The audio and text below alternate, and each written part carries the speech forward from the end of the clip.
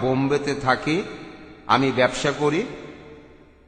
আমাকে সুযোগ দেওয়ার জন্য ধন্যবাদ। প্রশ্ন করার জন্য অনুষ্ঠানটা বেশ উপভোগ করেছি, এই প্রথম এসেছি। আমার প্রশ্নটা ধর্মান্তরিত হওয়া প্রসঙ্গে, ইসলামে আসা অথবা বের হয়ে যাওয়া। এখন অনেক মুসলিম দেশেই ইসলাম থেকে কেউ অন্য ধর্ম গ্রহণ করতে পারে না। কিছু দেশে জবরদস্তি করা হয় বা মৃত্যুদণ্ড দেয়া হয়। তবে ভুল হলে শুধরে দেবেন, আমি ঠিক জানি না। তবে যে দেশে অমুসলিমের সংখ্যা বেশি, সেখানে অন্য ধর্ম থেকে ইসলামে আসতে বাধা দেয়া হয় না। এখন ইসলাম ধর্মে সঠিক নিয়মটা কি? কারণ আপনার লেকচারেই বললেন ইসলাম ধর্মে কোনো জবরদস্তি নেই, আর পৃথিবীর লক্ষ লক্ষ মানুষ ইসলাম ধর্ম গ্রহণ করছে। তাহলে ধর্মান্তরিত হতে বাধা দেয়া হচ্ছে কেন? তারা কি ঠিক করছে? এখানে অনুমতি দিলে অসুবিধা কোথায়? কেউ যদি স্বেচ্ছায় ইসলাম ধর্ম ত্যাগ করতে চায়, তাকে বাধা দেওয়া হবে কেন? আপনি আমেরিকাকে দেখেন, সেখানে বেশিরভাগ মানুষ খ্রিস্টান, তাদের বেশিরভাগই খ্রিস্টান ধর্মের অনুসারী। যদি তারা ধর্ম পরিবর্তনে বাধা দেয়, যদি ইসলাম ধর্ম গ্রহণে বাধা দেয়, সেরকম হলে আপনি কি বলবেন? ভাই, আপনি খুব সুন্দর প্রশ্ন করেছেন, খুবই ইম্পর্টেন্ট প্রশ্ন। প্রশ্নটা দুটো অংশ। প্রথম অংশে আপনি বলেছেন যে কিছু মুসলিম সংখ্যাগরিষ্ঠ দেশে কেন ধর্ম পরিবর্তন বা প্রচার করতে দেয়া হয় না, সেখানে অন্য ধর্ম প্রচার করতে পারবেন না, ধর্মান্তর নিষিদ্ধ, সেখানে কোনো মুসলিম তার ধর্ম পরিবর্তন করতে পারে না, মূল প্রশ্ন। এটা প্রথম অংশ। দ্বিতীয় অংশে ধর্মান্তর হলে মৃত্যুদণ্ড কেন? আমেরিকাতে যদি এখন ধর্মপ্রচার নিষিদ্ধ হয়, ধর্মান্তর নিষিদ্ধ হয়, তখন আমি কি বলবো? খুব সুন্দর প্রশ্ন ভাই। আপনি যদি কোন ধর্মপ্রচারের কথা বলেন, এমন কিছু দেশ আছে যেমন ধরেন সৌদি আরব, সেখানে অন্য ধর্ম প্রচার নিষিদ্ধ। আমার জানা মতে একটা দেশই আছে যেখানে অন্য ধর্ম প্রচার নিষিদ্ধ,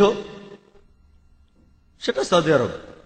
এর কারণ হলো যে ধরেন ভাই, আপনি একটা স্কুল শুরু করেছেন, স্কুল চালু করতে গিয়ে আপনি ইন্টারভিউ নিচ্ছেন একজন অঙ্কের টিচারের। যখন আপনি অঙ্কের টিচারদের ইন্টারভিউ নিচ্ছেন, আপনি প্রশ্ন করলেন 2 + 2 = কত? একজন অঙ্কের টিচার বলল 2 + 2 = 3। পরের জন এসে বলল 2 + 2 = 4, আর পরের জন এসে বলল 2 + 2 = 5। অনেক মানুষই বলে এখানে সমস্যাটা কোথায়? আপনি আপনার ধর্ম প্রচার করেন, যারা গ্রহণ করতে চায় তারা গ্রহণ করবে। আমি আপনাকে বলি যে আপনার স্কুলে অঙ্কের টিচার কেমন রাখবেন? যে বলে 2 + 2 = 3, নাকি তাকে রাখবেন যে বলে 2 + 2 = 5? আমি বলবো না, আমি অঙ্ক জানি, আমি এ ব্যাপারে একেবারে নিশ্চিত, অঙ্কে 2 + 2 = 4, আর কিছুই না। তাহলে ধর্মের কথা অনুযায়ী সৌদি আরব তারা একেবারে নিশ্চিত আর মেনে নিয়েছে কোরআনের এই আয়াতটা।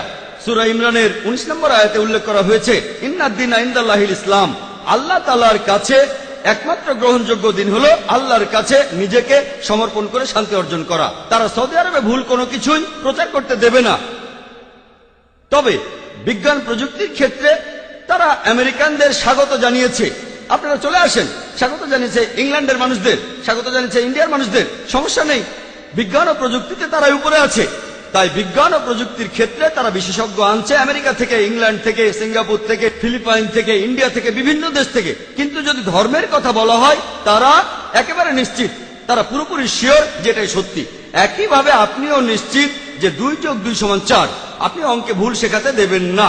একইভাবে সৌদি আরবে এমন, আমি বিভিন্ন ধর্মের উপর একজন ছাত্র, পবিত্র কোরআন বাদে এই পৃথিবীতে আর একটা ধর্মগ্রন্থ পাবেন না যেটা বলছে যে এটাই হলো সত্যিকারের ধর্ম।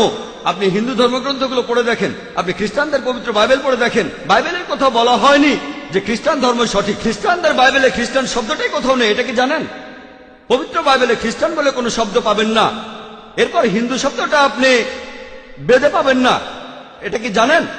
বেদের কোথাও এই কথা বলা হয়নি যে এটাই হলো একমাত্র সঠিক ধর্ম। বাইবেলের কোথাও এই কথা বলা হয়নি যে এটাই হলো একমাত্র সঠিক ধর্ম।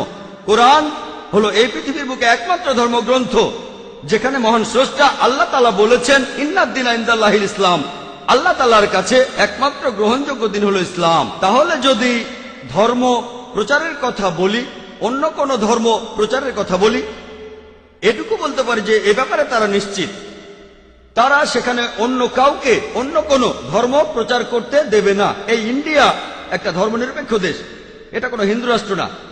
এদেশের সংবিধান সেটাই বলছে, এখানে গণতান্ত্রিক শাসন ব্যবস্থা চালু আছে। আমি একজন ইন্ডিয়ান, ভৌগোলিকভাবে আমি হিন্দু কারণ আমি ইন্ডিয়ান, তবে ইসলাম ধর্ম পালন করি, ইসলাম ধর্ম আমি মানি। এটা আমার জন্মগত অধিকার যে আমার ধর্ম প্রচার প্রসার এবং পালন করতে পারবো। ইন্ডিয়ার সংবিধান সেটাই বলছে। আগে তাহলে সংবিধানটা বদলাতে হবে। আমরা সবাই জানি যে আমেরিকা একটা গণতান্ত্রিক দেশ, তাদের সংবিধানে এটা আছে যে বাক স্বাধীনতা থাকবে। আপনি আমার কাছে জানতে চেয়েছেন, তখন যেমন বললেন যে আমেরিকা যদি অন্য ধর্মের প্রচার নিষিদ্ধ করে, যদি বাধা দেয়, তাহলে আমার কেমন লাগবে। এটা তো তাদের খ্রিস্টান ধর্মগ্রন্থে নাই। আমি বলবো তারা খ্রিস্টান ধর্ম মানছে না, তারা তো বাইবেল মেনে চলছে না। আপনি বলবেন এটা একটা হিন্দু রাষ্ট্র, আসলে কিন্তু তা নয়, এটা ধর্মনিরপেক্ষ দেশ। হিন্দু রাষ্ট্র কোথাও বলা হয়নি। আপনি তো খ্রিস্টান, আপনি আমাকে বাইবেল থেকে মাত্র একটা কথা দেখান যেটা বলছে যে খ্রিস্টান ধর্মই একমাত্র সঠিক ধর্ম। হ্যাঁ বলেন। স্যার, তখন বাইবেলের এরকম ব্যাখ্যা করা হয়েছিল ওল্ড আর নিউ টেস্টামেন্টের। তখনকার দিনের খ্রিস্টান বিশেষজ্ঞরা বাইবেলের ব্যাখ্যা করেছিল যে বাইবেল বলছে কেউ যদি খ্রিস্টান ধর্ম ত্যাগ করতে চায় তাকে তখন মৃত্যুদণ্ড দেয়া হবে। অনেক আগে স্পেনে খ্রিস্টানরা এমনটা করেছিল, সেটা প্রায় 500 বছর আগে। তবে এখন মানুষ অনেক উন্নত হয়েছে। আমি এমন কোন খ্রিস্টান সংখ্যাগুরু দেশের কথা জানি না যারা এটাতে বাধা দেয়। আমি ধর্ম প্রচারের কথা বলছি না, প্রচার করার কথা বলছি না, ব্যক্তিগত স্বাধীনতার কথা বলছি। ধরেন একজন মুসলিম কোন একটা মুসলিম দেশে যদি ধর্মত্যাগ করতে চায়। ভাই এটা তো আপনার প্রশ্নের দ্বিতীয় অংশ, এজন্যই বলছি আগে উত্তরটা শেষ করতে দেন। আপনি কি করছেন? আমি তো শুরুতেই বলেছি, আমি প্রথমেই তো আপনার প্রশ্নটা বলে নিয়েছিলাম। প্রশ্নটার দুটো অংশ আছে, প্রথম অংশের উত্তর দিয়েছি আর আপনি শুরু করলেন। যখন আপনি হাত উপরে তুললেন তখন আমি কি বুঝি? আপনি আমার উত্তরটা তো মনোযোগ দিচ্ছেন না। ঠিক, আমরা আপনাকে প্রশ্ন করার সুযোগ দিয়েছি, আমাকে উত্তর দেবার সুযোগটা দেন। ঠিক আছে, আমি তো বলেছিলাম আপনার প্রশ্নের দুটো অংশ আছে, আর আমার উত্তর শেষ করার আগে আমি যদি কথা বলে যাই অন্য সবাই বুঝবে, আপনি বুঝবেন না। আমি তো চাই আপনিও সেটা বোঝেন। আমি তো চাই আপনি যেন শান্তি ধর্ম গ্রহণ করেন। ঠিক আছে ভাই,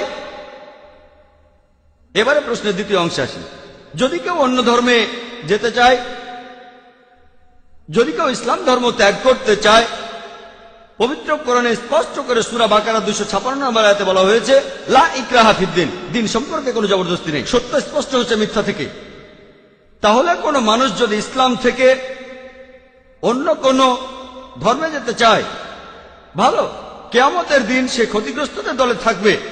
আর মৃত্যুদণ্ডের কথা যদি বলেন, বিশেষজ্ঞদের মাঝে মতভেদ আছে। কিছু কিছু বিশেষজ্ঞ বলেন যদি সেই লোক ধর্মান্তরের পরে যদি তার নতুন ধর্ম প্রচার করতে থাকে আর ইসলামের বিরুদ্ধে কথা বলে, তাহলে তাকে মৃত্যুদণ্ড দেওয়া হবে। আর এই একই রকম আইন, প্রায় একই রকম আইন সব দেশেই দেখবেন, ইন্ডিয়াতেও দেখবেন। এখানে দেশের বিরুদ্ধে কথা বলতে পারবেন না। ইন্ডিয়াতে ধরেন কোন একজন লোক সে দেশের গোপন তথ্য বিক্রি করলো কোন শত্রুর কাছে, ঠিক আছে, তার তথ্যগুলো সত্যিও হতে পারে, হয়তো কোনো ব্লুপ্রিন্ট। কিছু দেশ মৃত্যুদণ্ড দেবে, অন্যরা দেবে যাবজ্জীবন কারাদণ্ড, যদিও সে সত্যি কথা বলেছে। নিজস্ব আইন প্রত্যেক দেশেরই আছে। তাহলে ইসলামে যদি কোনো মুসলিম ইসলাম ধর্ম ত্যাগ করে অন্য কোনো ধর্ম গ্রহণ করে, তারপর সেটা প্রচার করে, ধর্মটা প্রচার করে, ইসলামের বিরুদ্ধে কথা বলে, যদি সেটা কোনো ইসলামিক দেশ হয়, যদি ইন্ডিয়ায় কেউ এমনটা করে, কেউ তাকে মৃত্যুদণ্ড দিতে পারবে না। যদি সে এমন দেশে থাকে যারা ইসলামিক শরিয়া মেনে চলে, এখানে সে কি করছে? বিশৃঙ্খলা সৃষ্টি করছে। সে তাহলে সেই দেশে অশান্তি সৃষ্টি করছে। এমন অবস্থা হলে মৃত্যুদণ্ড দেওয়া হবে। সব মুসলিম দেশ কিন্তু ইসলামিক শরিয়া মেনে চলে না, এ কথাটা জেনে রাখেন। হাতে গোনা কয়েকটা দেশ কেউ এই আইনগুলো মানে, কেউ ওই আইনগুলো মানে।